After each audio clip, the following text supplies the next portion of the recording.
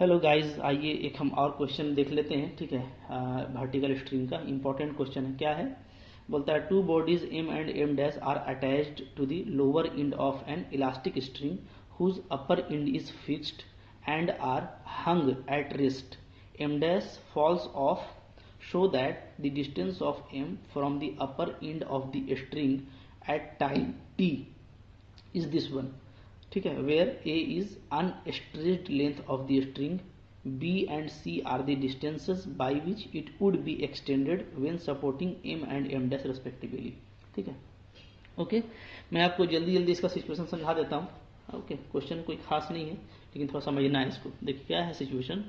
Situation बोलता है ना कि एक स्ट्रिंग है आपके पास, सपोज कीजिए ओ ए, जिसका एक्चुअल लेंथ कितना है, स्मॉल ए है। ठीक है, और ये ऊपर इंड पर फिक्स्ड है।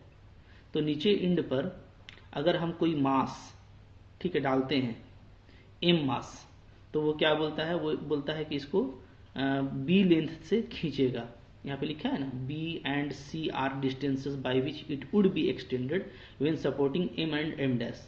यानी अगर आप एम डालते हैं, एम वेट, तो ये बी लेंथ से एक्सटेंड कर जाएगा। अगर आप एम डैश डालते हैं, ठीक है, तो एम डैश डालने से क्या होगा, ये सी लेंथ से एक्सटेंड कर जाएगा। ठीक है, तो ये तो हो गया अलग अलग बात। अच्छा, क्वेश्चन में क्या है कि दोनों को एक साथ लगाया गया है, एम को भी और एम डैश को भी। ठीक है, एम और एम डैश दोनों को लगाया गया है। तो अगर इससे बी इससे सी होगा तो इन दोनों से बी प्लस सी हो जाएगा एक्सटेंशन। ठीक है, फिर बोलता क्या है ना आपका कि जो एम डैश है वो गिर जाता है, एम डैश फॉल्स ऑफ। अचानक से क्या होता है, आपका जो एम डैश है वो गिर जाता है यहाँ से। ठीक है, तो अगर एम डैश गिर जाएगा तो जाहिर सी बात है कि क्या होगा, ये इंड तुरंत ऊपर की तरफ उछलेगा क्योंकि इलास्टिक स्ट्रिंग है। ओके, तो जो मेरा मोशन होगा वो क्या होगा, ऊपर की तरफ होगा इस एम के साथ। ठीक है ना, तो हम लोग मान लेंगे कि जब ये ऊपर जाता है तो किसी पोजीशन किसी पॉइंट पी पर जो है वो इक्वेशन ऑफ मोशन ले लेंगे, जबकि वो ए से एक्स हाइट नीचे होगा। ठीक है, तो क्या हो जाएगा, एक्सीलरेशन इक्वल टू हो जाएगा टी माइनस एम जी। तो यही बात है, बस इसी को हमको एक्सप्लेन करना है, हमारा काम हो जाएगा। ठीक है, अच्छा आइए सोल्यूशन करते हैं। ठीक है, सॉल्यूशन। ठीक है, क्या है, गिवन है आपका, गिवन। ठीक है, string is stretched by length B due to mass M. ठीक है, देयरफॉर क्या होगा बताइए, देयरफॉर हो जाएगा इक्विलिब्रियम में क्या होगा, इक्विलिब्रियम में ये होगा कि जो टेंशन होगा यहाँ पे वो क्या होगा, इसके वेट के बराबर होगा। तो टेंशन कितना होगा, तो टेंशन हो जाएगा आपका, ठीक है, एक्सटेंशन बी, तो lambda into B by A equal to क्या हो जाएगा, एम जी। ठीक है, अच्छा, and string is stretched by length C due to mass M dash. ठीक है, एम डैश से सी तक आता है, देयरफॉर क्या हो जाएगा, lambda C by A, tension इसमें जो टेंशन होगा और इसका वेट एम डैश जी। ठीक है, एम डैश जी के इक्वल होगा। ये हो गया इक्वेशन 2। ठीक है, अच्छा अब दोनों को एक साथ अप्लाई करने के बाद छोड़ते हैं तो यहाँ पे आते हैं। ठीक है, okay, when m dash falls off, m goes to upward। ठीक है, let at any time t m is at depth x from a। ठीक है, देयरफॉर क्या होगा, जो इक्वेशन ऑफ मोशन क्या हो जाएगा बताइए, इक्वेशन ऑफ मोशन इज, है ना, क्या होगा, acceleration force, upward force, effective upward force equal to क्या, इक्वल टू आपका जो नेट फोर्स है, तो नेट फोर्स क्या है, T minus M G, T minus M G. ठीक है, और चूंकि ये SHM है तो ये क्या होता है, हमेशा अपोजिट डायरेक्शन में होगा। क्लियर, ठीक है। अच्छा, यहाँ पे दो तरह का मास है, कैपिटल M और कैपिटल M डैश, तो M ही लीजिएगा ना, स्मॉल नहीं लिखिएगा, कैपिटल M, ठीक है। ओके, चूंकि हम लोग अभी किसके लिए बात कर रहे हैं, कैपिटल M के लिए बात कर रहे हैं, चूंकि लास्टली यही बचेगा तो यही ऊपर जाएगा, ठीक है। अच्छा, तो अब देखिए क्या हो जाएगा यहाँ से, तो यहाँ से हम लोग का हो जाएगा mx डॉट इक्वल टू, ठीक है, mg माइनस टी, mg तो mg है और t का वैल्यू क्या हो जाएगा, ठीक है। तो अगर x डेप्थ है, x डेप्थ अगर नीचे है तो इसका मतलब है कि एक्सटेंशन x है और एक्चुअल लेंथ कितना है, a, ठीक है। तो ये हो गया। अच्छा, अब लेमडा बाई a का यूज़ कर लीजिए इक्वेशन 1 से, तो क्या हो जाएगा, तो यहाँ से हो जाएगा mx double dot equal to mg minus क्या लिख देंगे, mg by b using O1। Clear है। यहाँ से को हटा दीजिए आप, तो x डबल डॉट क्या आ जाता है, x डबल डॉट आ जाएगा माइनस g बाई b को कॉमन ले लेते हैं, ठीक है। तो क्या हो जाएगा x माइनस b। ओके, ये आ गया। क्लियर है। तो ये हो गया मेरा इक्वेशन ऑफ SHM, ठीक है। क्या है ये आपका इक्वेशन ऑफ SHM है, सिंपल हार्मोनिक मोशन। तो इसका देखिए अभी हम जनरल सोल्यूशन लिखने वाले हैं, ठीक है। तो देयरफॉर क्या होगा बताइए, देयरफॉर जनरल सोल्यूशन इसलिए लिख रहे हो ना कि जो आपको प्रूफ करना है वो जनरल सॉल्यूशन का टर्म है। तो जनरल सॉल्यूशन ऑफ SHM क्या होता है, इज, ठीक है। यहाँ पे हो जाएगा x minus B equal to A cos omega T, omega कितना है, root G by B T plus B sine root G by B T. ये मैं आपको बता देता हूँ, ठीक है। ये आपको याद भी रखना जो कि रिजल्ट है, क्या रिजल्ट है देखिए। जो रिजल्ट होता है ना वो ये है कि फॉर SHM, अगर मान लीजिए SHM है आपके पास कौन, x double dot equal to minus omega naught square X, ये, ठीक है। तो इस SHM के लिए जो जनरल सॉल्यूशन होता है वो क्या होता है ना, जनरल सॉल्यूशन इसका होता है x इक्वल टू, ठीक है, ओके, x इक्वल टू क्या होता है, a cos omega T plus omega naught T plus B sine omega naught T, ठीक है। ये इसका जनरल सॉल्यूशन है, a cos omega naught T plus B sine omega naught T. तो यहाँ पे आप देखिएगा तो a और b तो हम लोग लिए हैं पैरामीटर, और जो ओमेगा नॉट है वो यहाँ से निकलता है, माइनस ओमेगा नॉट स्क्वायर होता है। तो ये ओमेगा नॉट स्क्वायर इसको बोलिएगा तो ओमेगा नॉट क्या हो जाएगा, रूट जी बाई बी हो जाएगा, ठीक है। अच्छा, अब आप एक चीज़ और देखें कि यहाँ पे ये x होता है तो x लिया गया है, यहाँ पे क्या है ये x माइनस बी, तो x माइनस बी लिया जाएगा। तो आप बोलेंगे कि दोनों तरफ एक जैसा, हाँ तो एक ही जैसा होता है।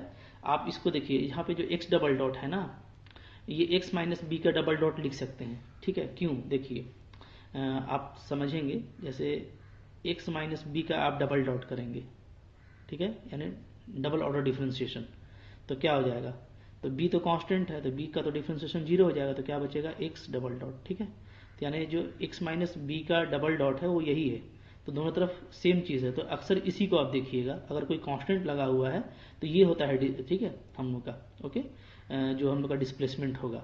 तो ये इधर भी वही चीज़ है एक्चुअली, ठीक है। तो ऐसे लिखेंगे। क्लियर है। तो ये हम लोग का इक्वेशन ऑफ जनरल सॉल्यूशन आ गया हमारा SHM का। क्लियर है, ठीक है। इसको हम लोग ले लेते हैं 3, ओके। अब यहाँ से हम लोग का आंसर आ जाएगा, ठीक है। बस बाउंड्री कंडीशन ले लेंगे। क्या है देखिए, इनिशियली स्टार्टिंग में क्या है, सो देखिए, तो इनिशियली जो मेरा x है ना वो क्या है, b प्लस सी, ठीक है।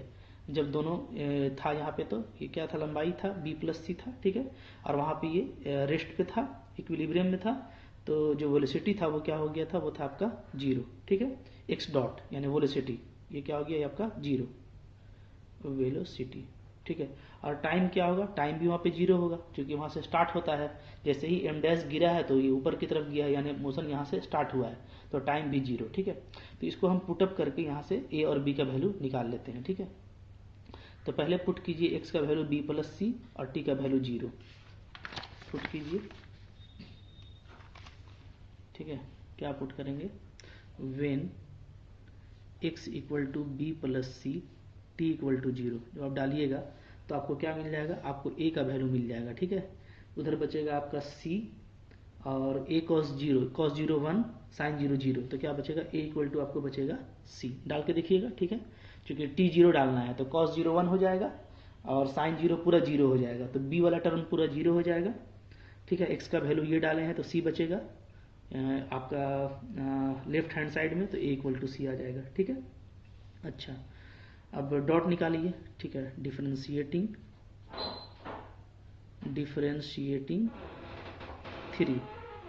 3 को डिफरेंशिएट करेंगे तो डॉट निकलेगा ना, तो डॉट के डिफरेंशिएशन करेंगे तो क्या आ जाएगा बताइए, x डॉट इक्वल टू, तो b का डॉट तो 0 हो जाएगा, तो इधर बचेगा x dot equal to a constant है, कॉस का डिफरेंशिएशन क्या होता है माइनस साइन, तो minus sine root g by B T, ठीक है। और जो कांस्टेंट है रूट g बाई बी, ये भी बाहर आ जाएगा, तो रूट g बाई बी, ठीक है।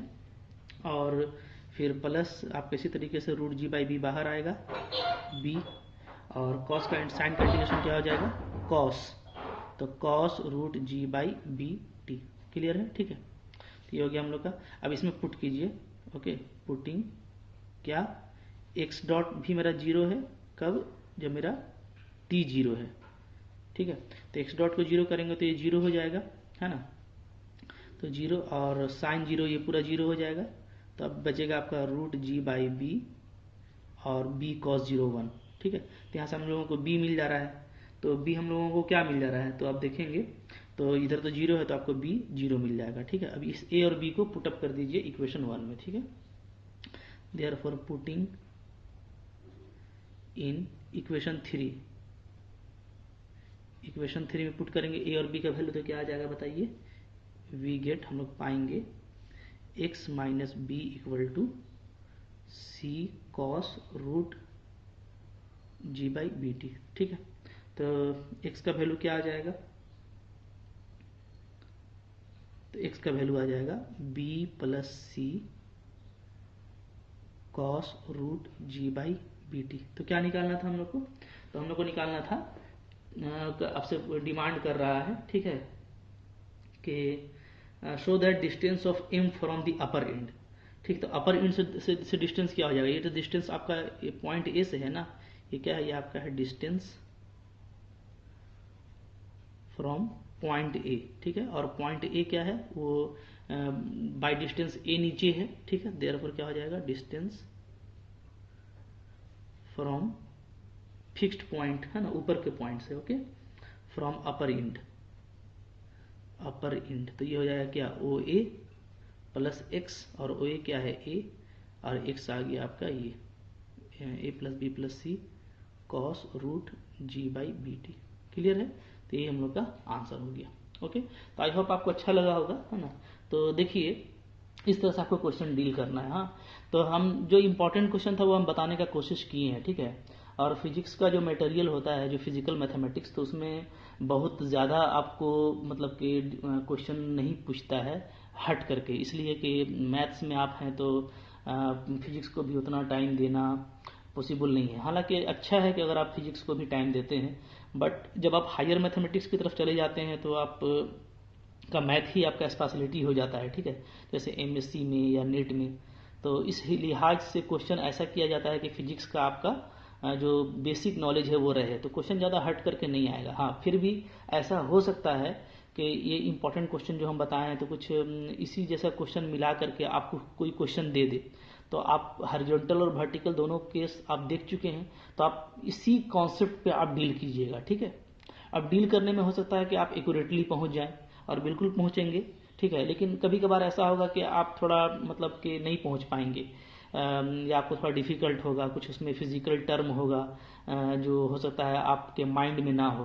तो ऐसा होने पे भी आपको दिक्कत नहीं है, इसमें आपको ये डाउट ऑफ बेनिफिट मिलता है, आपको प्लस पॉइंट कि आपको मार्क्स पूरा मिल जाएगा, ठीक है। बस आपका अप्रोच सही होना चाहिए।